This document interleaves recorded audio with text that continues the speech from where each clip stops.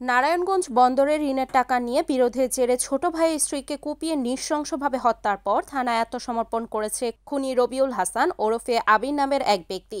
রবিবার ৩ আগস্ট সকাল প্রায় আনুমানিক ৬টা ৩০ মিনিটের দিকে বন্দর উপজেলার কুশিয়ারা এলাকার রাস্তার পাশে পরিত্যক্ত জমিতে এই হত্যাকাণ্ডের ঘটনা ঘটে। পরে সকাল ৯টার দিকে হত্যাকাণ্ডে ব্যবহৃত রক্তমাখা ছুরি হাতে নিয়ে নিজেই থানায় এসে আত্মসমর্পণ করেন খুনি রবিউল। নিহত গৃহবধূর নাম নদী আক্তার নীলা। তিনি মুন্সিগঞ্জ জেলার সদর থানার ইদ্রাকপুর এলাকার বাসিন্দা শাহজাহান দেওয়ানের মেয়ে এবং কুশিয়ারা এলাকার প্রবাসী রাসেল মিয়ার স্ত্রী।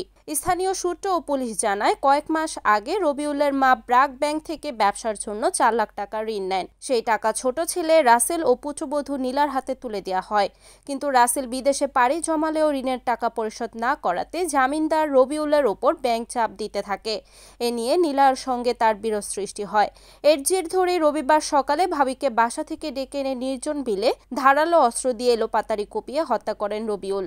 স্থানীয়দের সূত্রে ঘটনার খবর পেয়ে বন্দর থানার উপপরিদর্শক কামরুজ্জামান ফোর্স নিয়ে ঘটনাস্থলে যান এবং নিহতের মরদেহ উদ্ধার করে ময়নাতদন্তের জন্য নারায়ণগঞ্জ জেনারেল হাসপাতালে মর্গে পাঠান। বন্দর থানার ভারপ্রাপ্ত কর্মকর্তা লিয়াকত আলী জানান, ঘটনার পর অভিযুক্ত রবিউল হাসান থানায় আত্মসমর্পণ করেছে। লাশ ময়নাতদন্তে পাঠানো হয়েছে এবং হত্যাকাণ্ডের বিষয়ে থানায় মামলা প্রক্রিয়াধীন রয়েছে। মিশর যাওয়ার কথা ছিল, পাসপোর্ট বিষয় হয়েছে, সব এখান থেকে নিয়ে যাবে।